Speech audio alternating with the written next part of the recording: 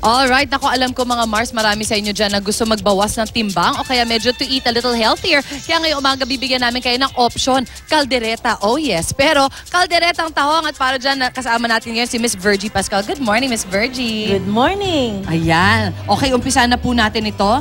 Bakit naman natin naisip na gawing kaldereta itong tahong?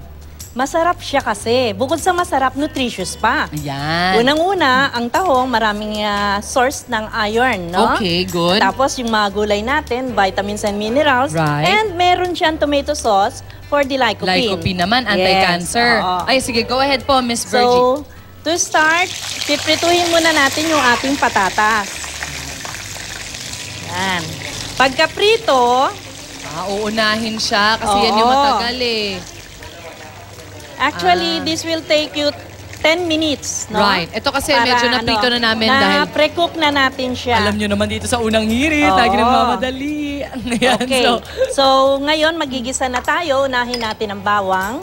the classic ginisa. Oo. Pilipino, bawang muna. And I imagine, Miss Virginia, mas mabilis siya lutuin kasi wala na kayong palalambuting karne. Wala na. And at the same time, pagkahalo ng lahat ng mga seasoning ingredients natin, katulad ng liver spread. Ayun, very kaldereta pa rin talaga. Oo. May liver spread. Oo. May tomato sauce tayo. Ayun, no? Kasi marami din mga Pinoy pa rin talaga mahilig kumain ng meat. Which is, ako ayos lang, kumakain din ako ng meat. So, if you want that meaty flavor pa rin, nandun pa rin naman yung liver spread. Oo. Pero mas magaan siya sa tiyan kasi tahong siya. And then yung ating keso. Ayun, no? May keso din, no? Pang fiesta. Para medyo creamy pa rin. Yes. Yan. Yan. So ngayon, lalagay na natin yung ating tahong. Ayun. Ay, ito na lang. Ano ba mga tips po natin sa pamimili ng tahong? Okay. Ang tahong dapat maumbok para mataba. Itong banda rito, yan, dapat yan maumbok, katulad dito. Okay. Yan. Kasi yung iba mas flat? At saka dapat sarado pa siya. And Okay. amoy dagat. Oo nga naman. And then, katulad po ba ng halaan, pinapasuka din po ba ito? Hindi katulad ng halaan na overnight. Itong mga 30 minutes to 1 hour, pwede na. Pwede na siya. Oo. So, yung pagpapasukan, nilalagay lang siya sa tubig na may asin po ba? Konting vinegar. Vinegar.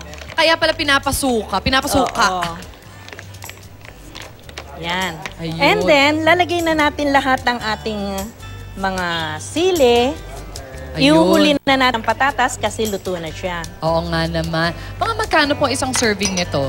Actually, ang isang serving niya, ito kasing niluto natin, good for 6. Okay. So, more or less, mga 40 pesos. Oh, not bad. At marami kang makukuha sustansya dito sa dish na ito.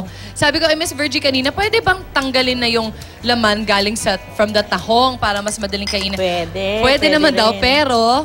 Kaya lang mas attractive tingnan nito at mas mabilis maubos kasi.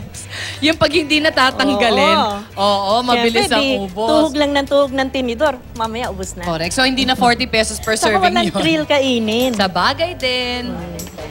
So, ayan na, para doon sa mga, ayan, tapos ayun na yung patatas. Oo. Very kaldereta naman talaga ang peg. Yes. Kaya doon sa mga nagsasawa na doon sa sinuam na di ba usually ang luto kasi dyan sa tahong swam or baked tahong. Oo. Ayan, meron kayong Kaya tahong tinola. kaldereta.